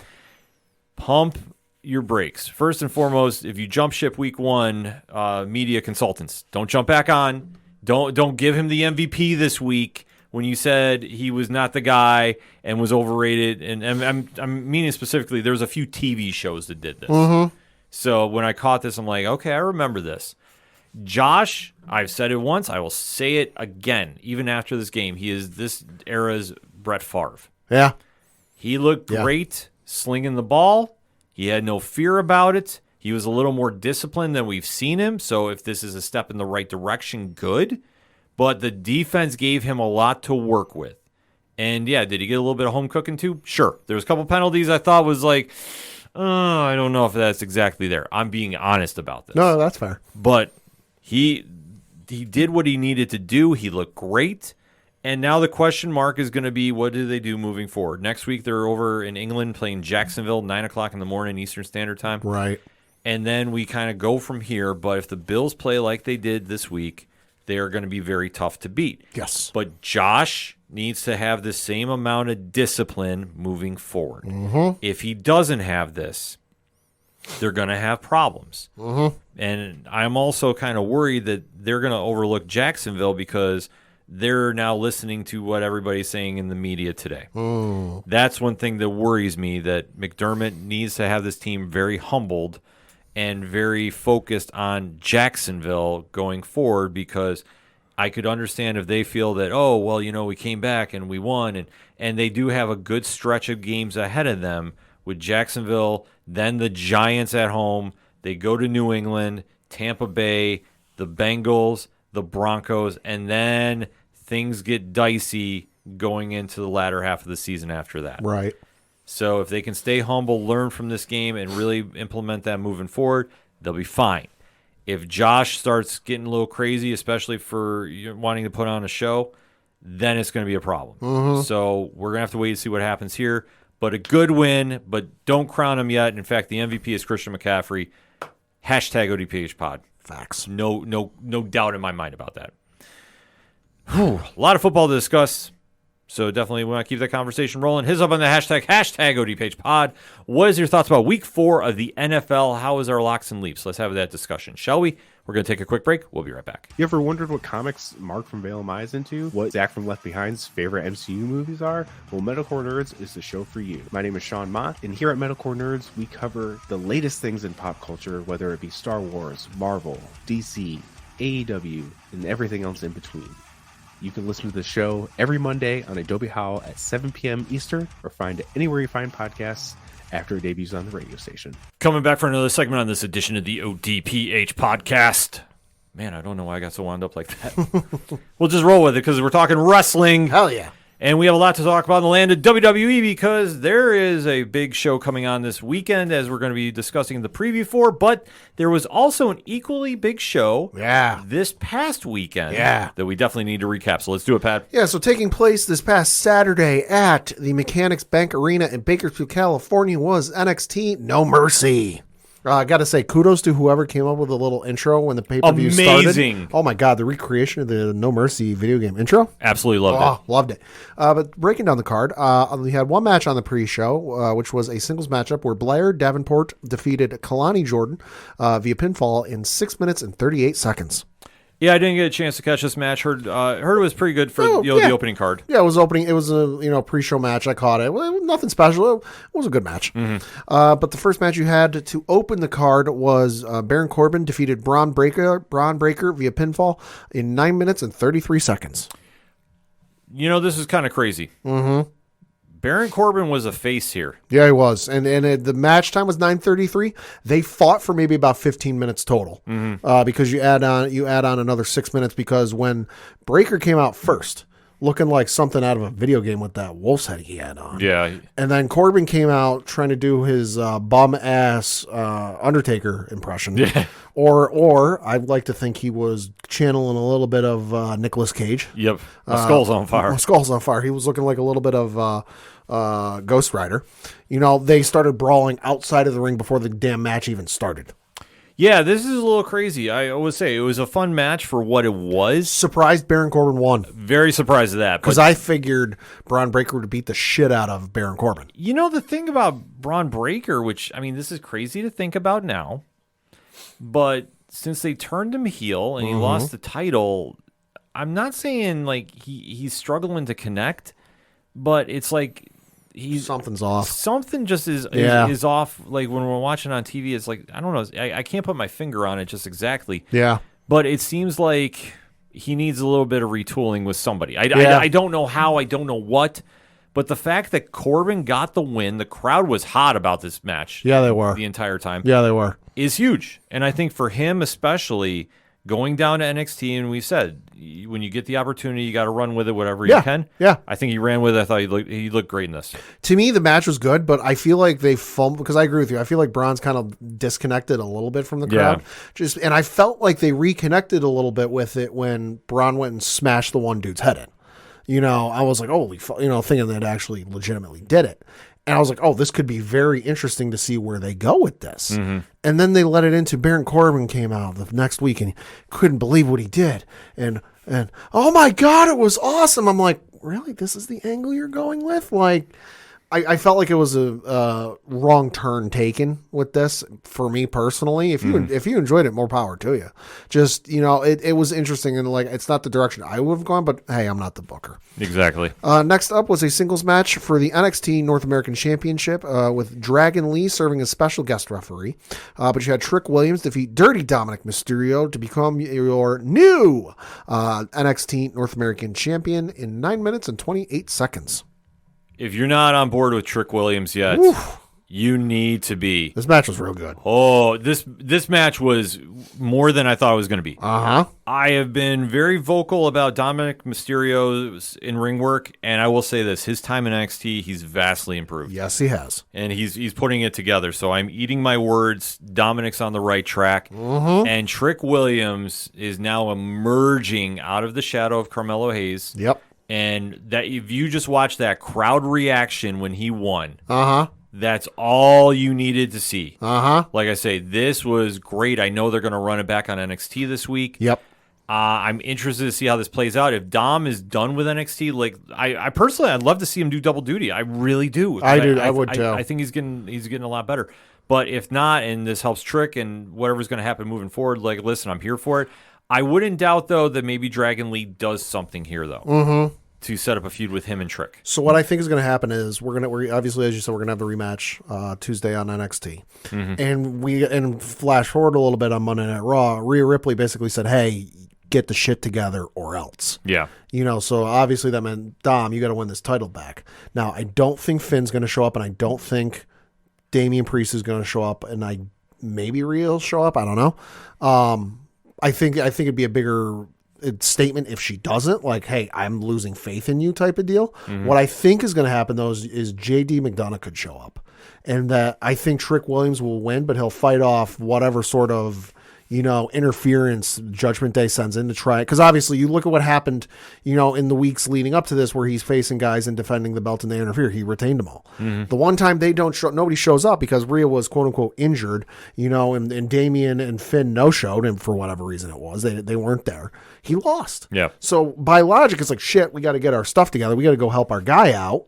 I think Trick will be able to fend it off, retain the belt. It elevates him because, hey, he took out one of the biggest factions in WWE right now, and he would have had a great match. Yeah. No, I'm right there with you. Yeah. Next up was a fatal four-way tag team matchup for the NXT Tag Team Championships. And you had the family with Tony D'Angelo and Channing Stacks Lorenzo emerge victorious. The other three teams in this were the Brutus Creed and Julius Creed, the Creed brothers with Ivy Nile in their corner, Angel Garza and Humberto Carrillo. And then you also had Brock Onema and Lucien Price with Scripps in their corner. Great match. The four-way suplex, whatever the fuck that thing was they did in the middle. Oh, my God. Yeah, no, they did a phenomenal job with this. Yep. Tony D'Angelo. What can you say? I'm sorry. Like, I'm now won over by him and the whole family. Like they do some Impact Wrestling storylines here, and I'm okay with this. Yeah. Like, granted, how he got out of jail was based on a match. I mean, reasons. I'm fine with this. Yeah. And you know what? This was a great showcase of their tag team division, which, I mean, we always remember with the NXT 1.0, the black and gold brand. Yep. Had one of the best tag team divisions of all time. Yes, they did. Now, am I saying this is like that? No, but they've taken steps. They've taken steps in the right directions. The Creed brothers are amazing. Creed brothers are freaks of nature. Case in point, Julius Creed today. Yeah. Holy fuck. There's a video of him lifting weights. He's doing a lift of some sort with Ivy Nile doing a handstand on top of said bar with weight, and he lifts it plus her. Yeah, it's my God. It's ridiculous. Go out of your way to find it online. I mean, Pat might retweet it after the show here too. But like I say, they look great. Garza and Carrillo. Yeah. They got in the match. Like I don't know what the new gimmick is exactly, but I'm here to see them on TV. They can go in the ring. Yeah. And, and like I say, OTM. First time I caught them, they look great too. Like I said, there's a lot of promise to be had here, and especially for NXT, which is the developmental brand. This is a fun match, and this really sets the storyline going. And like I say, anytime you can kind of pull off a little Impact magic, I'm here for it. Yeah. Next up was a British Round Rules match for the NXT Heritage Cup, where you had Noam Dar defeat Butch and retain the NXT Heritage Cup 2-1, although it went on for about 7 or 8 more rounds. Yeah. And won it in 15 minutes and 54 seconds. For me, this was the weakest card of the entire show. Yeah, I agree with you. The rounds match, it's just not connecting with me. Same with me. Like, it's nothing against Noam Dar, nothing against Butch. I like the both of them as wrestlers. Just for whatever reason, I don't like the start and stop approach when it comes to wrestling. I'm fine with it in boxing. I'm fine with it in mixed martial arts, UFC, kickboxing, like whatever else you want to do it. But just for wrestling, it just takes me out of it because it's start, stop, start, stop, start, stop, start, stop. You get to the end of, you watch a 3-5 minute round and, if nobody submitted or nobody pinned, mulligan, we're just going to keep going. Like, I just don't like it. No, it's definitely not connecting with me. I thought the in-ring work was fine. Yeah. Noam Dar, like I say, since he's returned to NXT, he's looked great. Yeah. So big win there. Next up was a singles match for the NXT Championship, and you had Ilya Dragunov defeat Carmelo Hayes via pinfall in 21 minutes and 4 seconds to become your new NXT champion. Match of the year candidate. Oh my God, yeah. Easily. Didn't see this coming. It was really up in the air what they wanted to do here. Because Carmelo Hayes is very over. Dragunov, like, since he's been in NXT, not NXT UK, like, I think he's been somebody that's been on the cusp of winning gold. Yeah. And we thought maybe if he didn't win, he'd go up to the main roster because obviously somebody's got to get the belt off Gunther. Yeah. And I need to see that match on a bigger stage. I do too. I need it on a bigger one. Like I've said, it's got to happen. Yes. But this is what makes the dichotomy of what they have right now in NXT great. Because we honestly didn't know. Carmelo Hayes has been rumored to go up to the main roster as well, too. Right. So whoever was losing this, I feel, was going up. And it looks like all signs are pointing to Melo is going to the main roster. Yeah. That's a big win for whatever brand he lands on. And for Dragunov, I mean, this does open up a lot of challenges he can do in NXT. Yeah. It's kind of wide open. Like, I don't know if there's anybody that's a certain number one contender right now. Yeah, no, they'll probably do something this week, either this week or next week on NXT for that. Yeah, I wouldn't doubt that you have somebody emerge, maybe a Joe Gacy. Well, I was going to say, funny you mentioned Joe Gacy. Yeah. Yeah. Because during said show, there was a little backstage, even though he did not wrestle, there was a backstage segment with him and Ava, where basically Ava's like, hey, listen, it's okay. It's not your fault. He's like, no, you can do better without me. Leave. Yeah. So it sounds like he's going back out on his own. Yeah, so like I said, if they wanted to do something with that as an opening program, I'm fine with that. Yeah, I am too. I could also see maybe Braun Breaker. I could even see Baron Corbin. I mean, depending on what they want to do. There's a lot of options, and that's the fun thing about NXT. And I think that with Melo going up to the main roster, as I'm fully thinking he's going to, I think that that's going to definitely give somebody an opportunity to really advance on the card. And I think that whoever's going to be doing it, I think could definitely make a lot of waves. It could be a Dragon Lee. It could be Trick Williams. Like he might say, like, I got to go finish what Melo started. I expect Carmelo to have just a little bit more time on NXT because typically when you go from NXT to the main roster, a lot of guys have had the belt and girls have had the belt of some sort, and then they've lost the belt and they've had at least one more chance to try and get it back. They don't do it, and that's when we see them go up to main roster. So I expect that's what to happen here. Wouldn't be surprised if we see him on the main roster for Survivor Series, maybe featured in the 5-on-5 team, whatever they end up doing, whoever they end up doing it with. Could be, hey, we need another guy to fill this out, but we can't find anybody. Everyone, because it could be whoever the other team is beating the shit out of every possible teammate they could do. They could team up with, and then it's like, hey, heard you guys need a little help. I'd like to volunteer my services. Yeah. I did think Carmelo was going to win this matchup, though, until he went to do his entrance and he was doing the monologue over the speakers, and he started throwing up the jerseys in the rafters, so to speak, on the old Titantron, because he started throwing up the jerseys to the guys he's beaten, and I'm like, ooh, I think we're telegraphing he might lose here. Yeah, I was fearing that. You're getting a little cocky. But you know what? Fantastic match, top to bottom. Yeah, and then our main event was an Extreme Rules match for the NXT Women's Championship, and you had Becky Lynch defend her belt against Tiffany Stratton, winning via pinfall in 20 minutes and 19 seconds. Tiffany Stratton, superstar. Oh, my God. No question about this. Fantastic match. Great match. You know what? Honestly, they really brought out the Extreme Rules portion for this. Holy shit, yeah. Both did not hold anything back. I know Becky got a nasty cut on her left arm, I believe 11 stitches, if I read correctly. Yes, and it was bad enough that she was not medically cleared for the title match she was supposed to have had with Tegan Nox on Monday Night Raw. Mm-hmm. And Tiffany Stratton, to her credit, survived a couple of very nasty bumps. Yeah. One involving the shopping cart, which I thought I legit thought she broke her neck. Oh, I did too. Well, and then you got to remember too, she also did the 4 successive swantons. Mm-hmm. Well, at least two of them to outside the ring. I think the third one was into the ring, on or near the chairs. Yeah. Yeah, yikes. But like I say, they really went out of their way to try stealing the show, and it depends. Like I say, between that and the Dragunov matches, I mean, that's the 2 best on the night. Mm-hmm. And I think there's nothing wrong with saying this was the best match of the night. Because like I said, this is a match of the year candidate too. Tiffany Stratton was definitely up for the challenge. Like I say, a lot of crazy spots, especially the Swanton, that when the table did not break, like they still kept going, and they were very protective of each other too. Like I say, you could definitely tell in the ring. That table was giving them fits all night because when Braun Breaker was facing Baron Corbin, Braun went to throw Baron through the table, the announce table. And it didn't break. Yeah. Like it was wild to see, but like I say, for all the crazy stuff they did, everybody came out more or less unscathed. Yeah. Except for Becky. There was nothing you could do about that cut. No, accidents happen. But no, top to bottom, great card. Like I said, just the one match I didn't really enjoy. Yeah, I'm with you on that. I mean, I think NXT has been putting on some solid work. If this is a step back to the brand 1 days, by all means, let's do it. Yeah. And then we got to talk about the card that's taking place this Saturday from the Gamebridge Fieldhouse in Indianapolis, Indiana. It is Fastlane.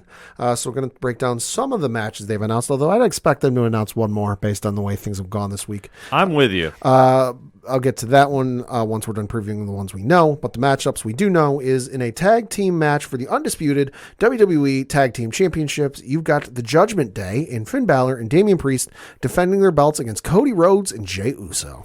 Interesting match to make, but this feels like a plug and play. So I'm not mad about it. Main event Jey Uso is now on the main roster, or the Raw roster, I should say. Yep. And obviously his storyline is Cody is the one who brought him there to kind of make amends for the Bloodline storyline. So them getting a title shot, I thought was a little interesting out of the gate, but I get it. And I fully think that Drew McIntyre is going to interfere and cost them. I anticipate the same thing, too, although I hope this doesn't ruin Jay's Thanksgiving plans Brandy has extended to him. Yes. Because Brandy did invite Jey Uso to Thanksgiving. No, I expect the Judgment Day to return to retain this just because of a certain team who reunited on Monday Night Raw. Yes. I think they're going to be the ones that take the belts off of Finn and Damian. DIY. Next up is a 6-man tag team match where you've got the Latino World Order with Rey Mysterio, Santos Escobar, and then either Joaquin Wilde or Cruz del Toro, with obviously Zelina Vega in their corner, taking on Bobby Lashley and the Street Profits, so that being Angelo Dawkins and Montez Ford. Interesting storyline here. Santos Escobar has been really stepping into the role of wanting to step out of Ray's, quote unquote shadow, if you will, and be the champion and the true leader of the LWO. Yep. And they've been planting those seeds very, very nicely. Very subtly. So you really have to pay attention, but they've been doing it, and I think that's great. So to see them in this matchup, it also kind of reflects what they're doing with Bobby Lashley setting up his faction. Yeah. And obviously he's been very critical of the Street Profits and saying about how they need to be more serious, they need to send more of a message. Yep. And this is going to be a really fun match. I do say Team Lashley wins. Yeah. I agree. I think because Escobar is going to cost Ray. In some capacity, it might be an accident. Yeah, he might have him distracted. He might have him, tied up, not literally, but like, he's talking to him, trying to get back on the same page, while whoever's the third person, Joaquin Wilder, Cruz del Toro, is in there eating. I don't think Ray or Santos is going to eat the pin here. I think it's whoever the third person is in the team is going to eat the pin because Ray and Santos are going to come to, I don't want to say blows, but they're going to come to a disagreement during the match. I agree fully. Next up is a triple threat match for the WWE Women's Championship with Io Sky defending her belt against Asuka and Charlotte Flair. This is going to be a great match. Should be. Io Sky has been on a tear, obviously winning the title. Has been putting on some great matches. Asuka and Charlotte, that's always a solid match, no matter how you want to very formidable book them. Yeah. So this one, honestly, could go literally any way. I'm going to say Sky wins. Okay. But I don't doubt that Bailey does something to cost her. Well, didn't Bailey, and correct me if I'm wrong, it's been a week, so a long week. Isn't Bailey the whole reason this is a triple threat? I believe so. It wasn't like I'm fuzzy on the details because it's been a couple days since I've seen the footage. But like there was a whole thing going on with SmackDown and arguing back and forth, and Bailey agreed to make it a triple threat for Io Sky. Yeah.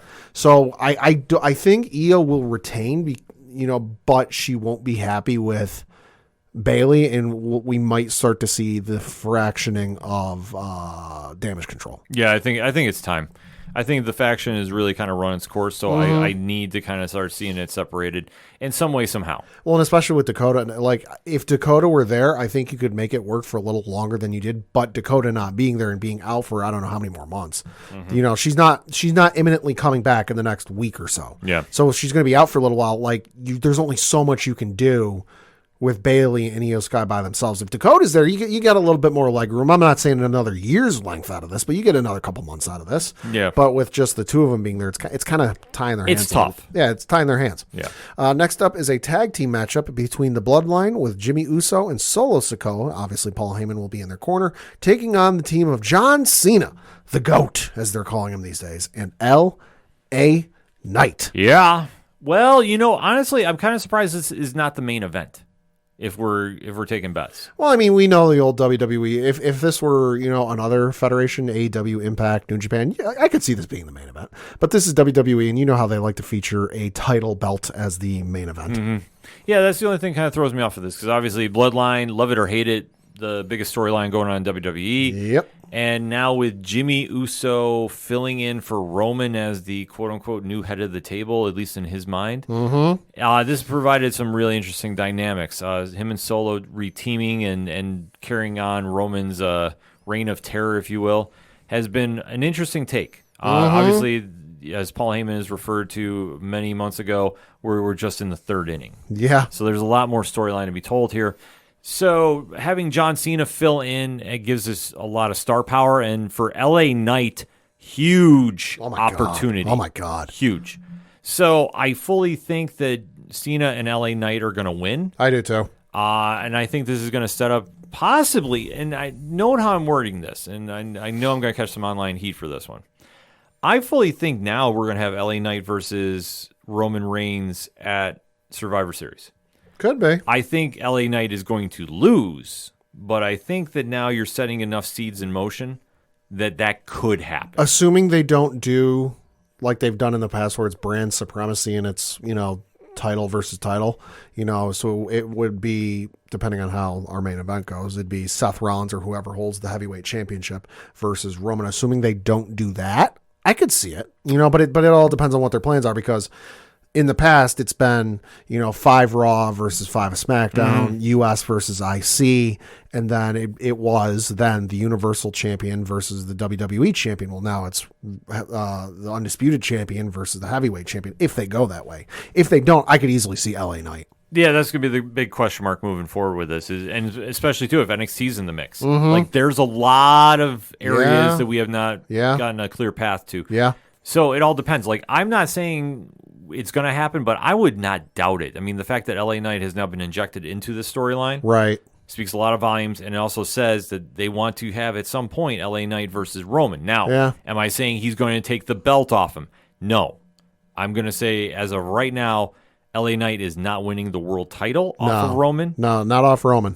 But maybe after whoever takes the belt, Cody Rhodes, that could be a feud that you set up. Yeah. So a lot of things that can fall out from there, but I think this is the start of something. I do too. And then obviously, as I alluded to, our main event is a last man standing match for the World Heavyweight Championship with Seth freaking Rollins defending his belt against Shinsuke Nakamura. Well, this has been an interesting feud. I love seeing Shinsuke involved in this, and I think this has really elevated his stock with WWE because obviously his history with New Japan Pro Wrestling, like he's a superstar.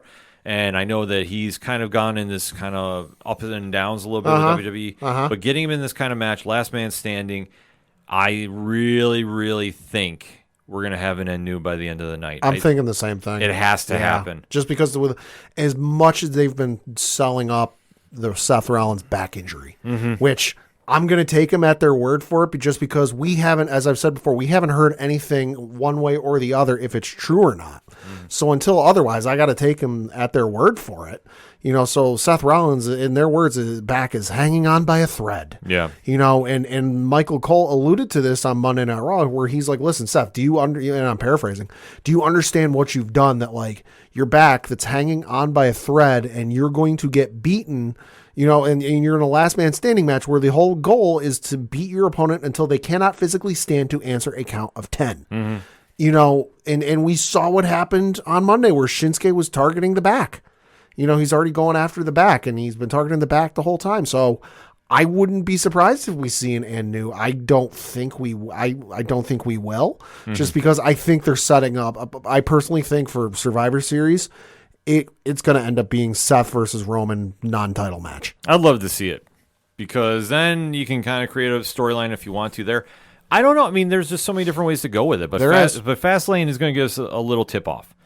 Just with everything going to Survivor Series, and I mean, we'll get into that as the month or weeks start progressing there, but Survivor Series could be a legendary one for a lot of different reasons. But we have to go through Fastlane to get there first. We do. I mean, what a weekend for WWE. Yeah. So there's a lot to discuss there. Definitely hit us up on that hashtag ODPH pod. What is your thoughts about NXT No Mercy? What's your thoughts about WWE Fastlane coming up this week? And for even more pro wrestling talk, make sure you're checking out the latest edition of 607 TWS on your favorite podcast provider. But more importantly right now, go check out and hit that subscribe button for Nerd Initiative's YouTube, and make sure Wednesday night, 10 p.m. Eastern Standard Time, you are tuned in to Wrestling Night Live, where Rich from the 3FN Podcast, myself, and a bunch of others from the Nerd Initiative wrestling team are going to be on there talking the latest and greatest in wrestling. So you definitely want to make sure you're subscribed to that, and keep your ears out, because there's going to be a lot more things coming as well. So hit us up and let us know. We're going to take a quick break. We'll be right back. Hey guys, it's Alan Dunford here from Top Hat Studios, co-writer and co-creator of Pocus Hocus and Grandma Chainsaw, and you guys are listening to the ODPH podcast. Gotta be down to the punch, 'cause they can't bring me down if I'm already under the ground. Coming back for the final segment on this edition of the ODPH podcast. Pad, what you got? Got a couple things to talk about. First of which is obviously Local Minute. We got to recap the end of the Binghamton Rumble Pony season because they did lose to the Erie Seawolves in the Eastern League Championship. They were shut out by the Erie Seawolves 10-0 in the second game of the Eastern League Championship Series last week.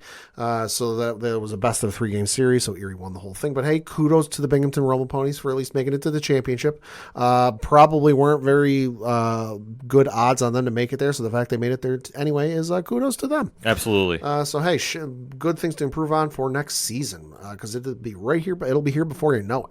Speaking of being here before you know it, the Binghamton Black Bear season does start here very shortly. Technically, it's supposed to start Friday next week, Friday, October 13th. They are supposed to be on the road against the Elmira River Sharks. However, that game has been postponed because the ice machine at their field house or their venue where they play games isn't quite ready yet. So the game has been postponed to a later date. So they will now open their Ritz season at home Saturday, October 14th, 7:00 p.m. Eastern.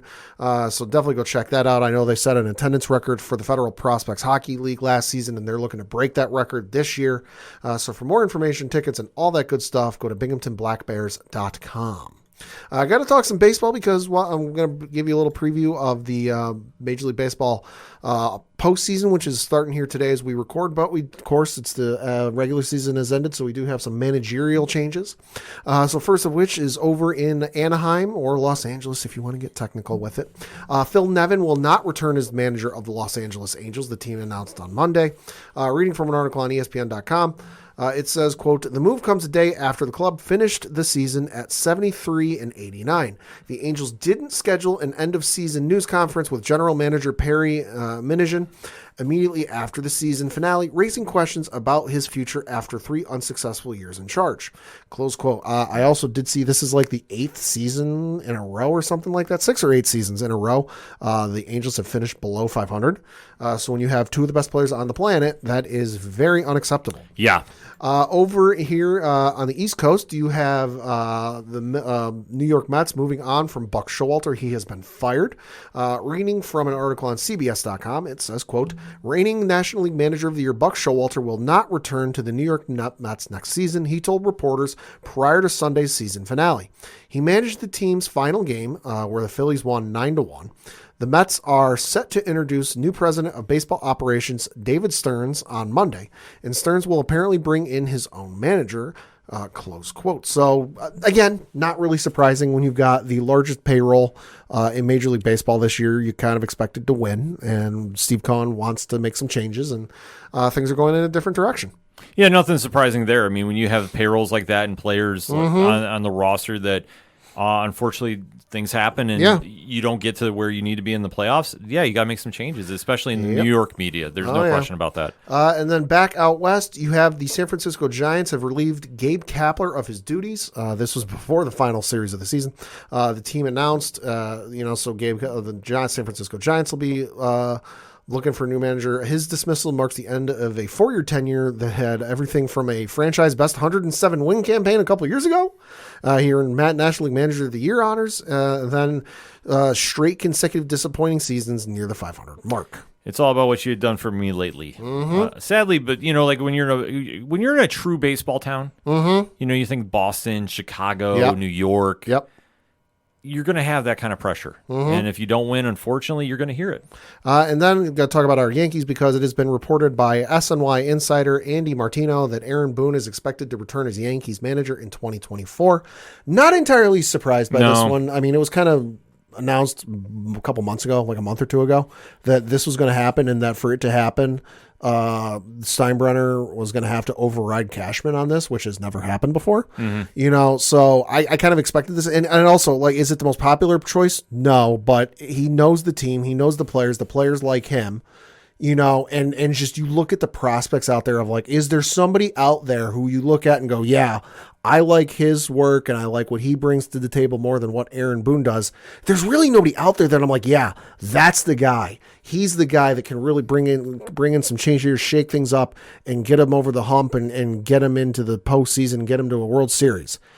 It's the person you know over the person you don't, and I like the person I know in this instance. The situation here is, you hit it right on the head. Who else could you bring in? Showalter? I mean, that would be something. Yeah. I mean, he has managed the Yankees in the past.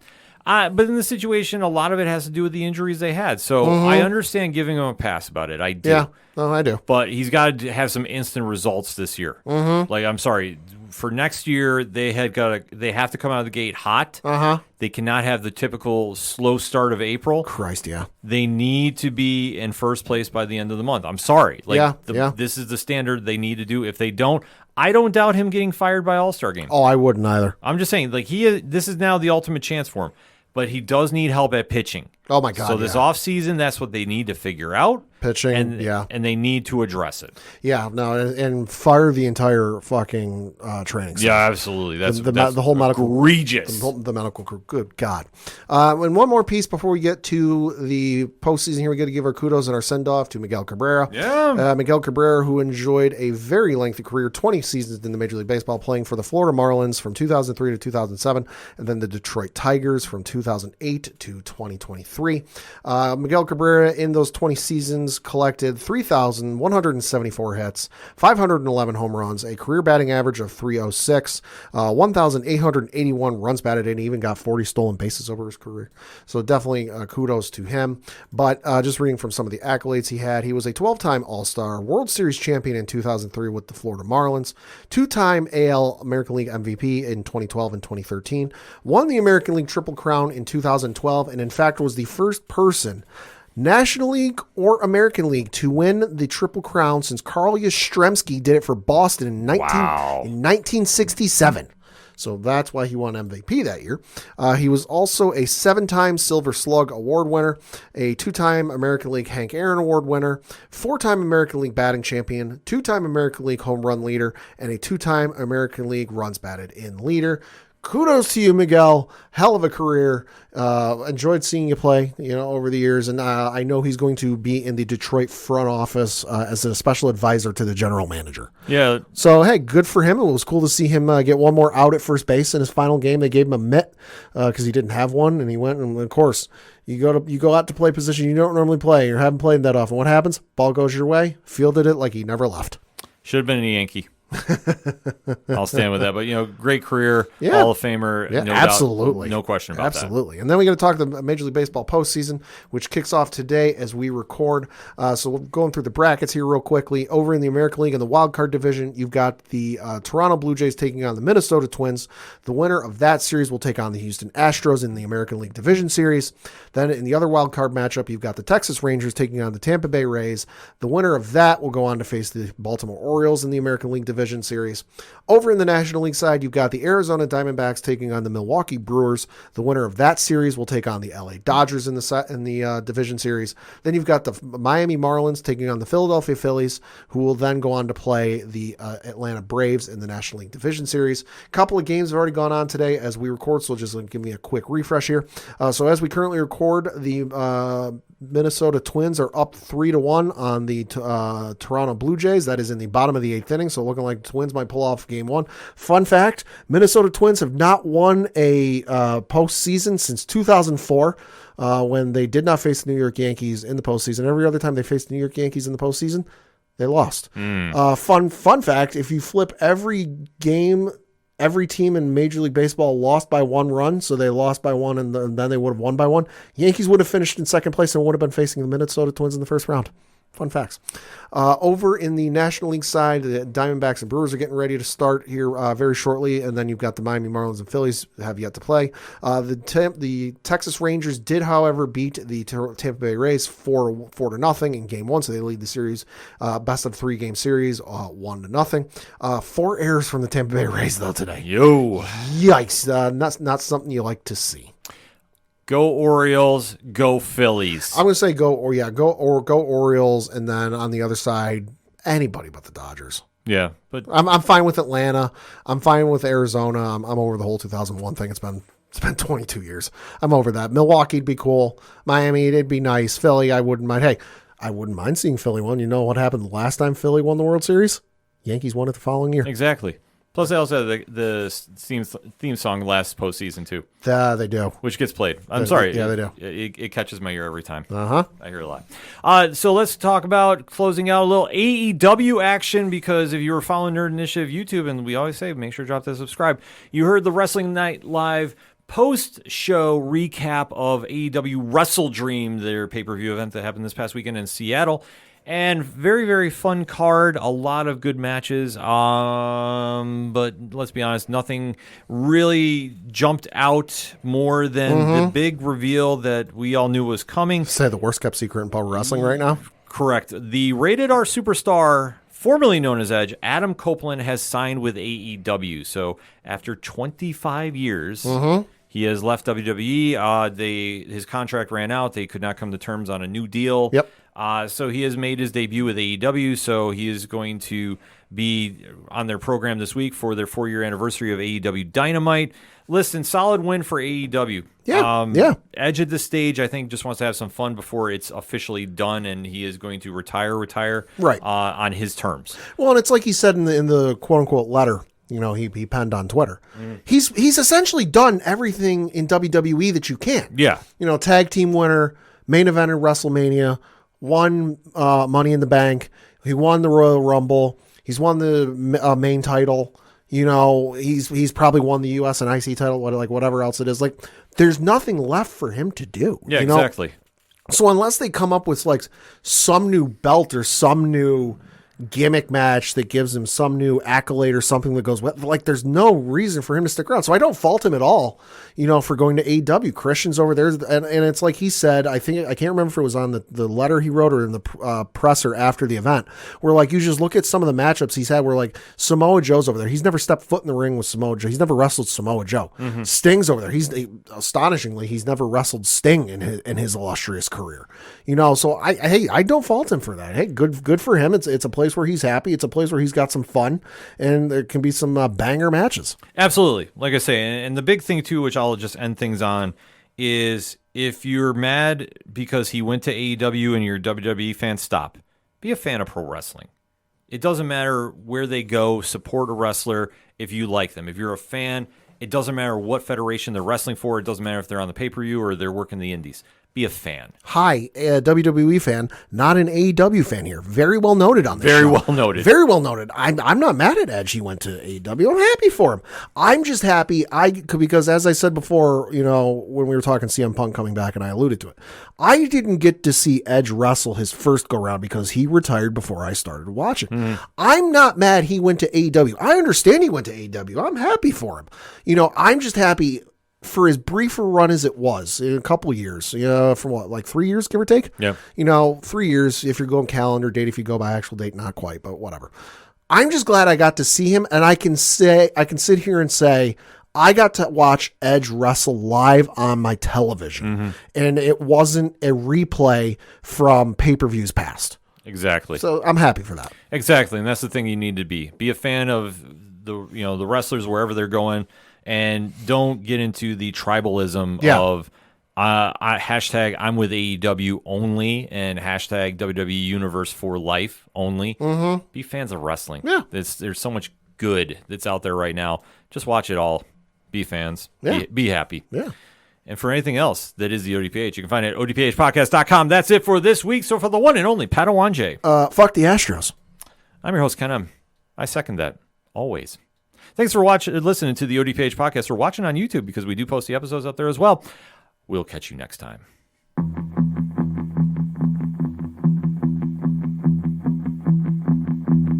Gotta be down to the punch. Gotta be down to the punch. 'Cause they can't bring